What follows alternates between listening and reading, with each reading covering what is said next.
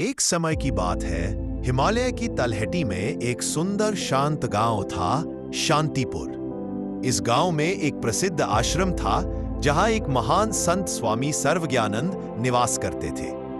लोग दूर दूर से उनके पास ज्ञान लेने आते थे। स्वामी जी का एक प्रमुख शिष्य था अरुण।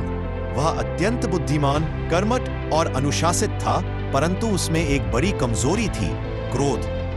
जब कोई बात उसके मन के विपरीत होती, वह तुरंत गुस्से में भर जाता और कभी-कभी अपशब्द भी कह देता। स्वामी जी को यह बात पता थी, पर वे जानते थे कि सही समय पर ही शिक्षा दी जानी चाहिए। एक दिन आश्रम में एक नया बालक आया, नाम था वीरू। वह शरारती था, लेकिन दिल का अच्छा। उसे अनुशासन का अभाव था और स्वामी जी ने उसका मार्गदर्शन अरुण को सौंपा। अरुण ने वीरू को नियम सिखाने शुरू किए। सुबह जल्दी उठना, ध्यान लगाना, सफाई करना, सब। लेकिन वीरू बार बार नियम तोड़ता। एक दिन उसने अरुण का कमंडल गिरा दिया तो कभी पूजा की थाली को उलट दिया। अरुण का गुस्सा धीरे धीरे बढ़ता गया, लेकिन स्वामी जी ने उसे बार बार संयम रखने को कहा।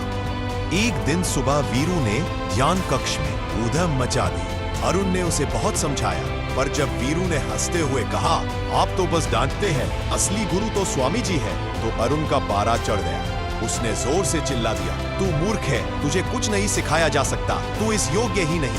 वीरू रोते हुए भाग गया। स्वामी जी वहां पास ही खड़े थे, सब देख रहे थे। उन्होंने शांत स्वर में अरुण से कहा, बेटा, तुमने उसका अपराध नहीं, अपनी कमजोरी दिखा दी। अरुण को बुरा लगा। उसने क्षमा मांगी। स्वामी जी ने कहा, क्रोध अग्नि की तरह है, जो पहले अपने ही घर को जलाता है। सोचो, जब तुम क्रोधित होते हो तो क्या तुम वही होते हो जो ध्यान करता है, सेवा करता है? नहीं, तब तुम उस राक्षस के रूप में बदल जाते हो जिसे तुम खुद भी पसंद नहीं करते।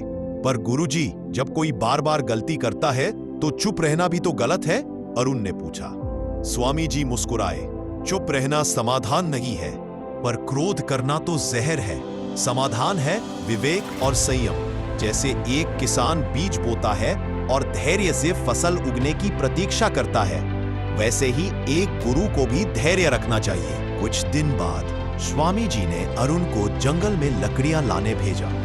साथ में वीरू भी गया। जंगल में वीरू ने मजाक करते हुए लकड़ियों की गठरी गिरा दी। अरुण को फिर से गुस्सा आया, पर उसने गहरी सांस ली और शांत स्वर में कहा, वीरू, गलती हो गई, पर ध्यान रखना अगली बार हमें मिलकर काम करना है। वीरू चकित रह गया। उसने पहली बार अरुण को मुस्कुराते देखा। धीरे धीरे वीरू में भी बदलाव आने लगा। वह सुबह समय से उठने लगा, ध्यान करने लगा और अरुण का आदर करने लगा। और अरुण अब पहले से अधिक शांत, संयमी और प्रसन्न रहने लगा। कुछ महीनों बाद स्वामी जी ने सभी शिष्यों के सामने कहा, अरुण ने आज स्वयं को जीता है। बाहरी जीत तो कई करते हैं, पर जो क्रोध पर विजय पाले वही सच्चा साधक है। सीख, क्रोध क्षणिक पागलपन है। जो क्रोध पर नियंत्रण पाले वह जीवन का सबसे बड़ा युद्ध जीत लेता है।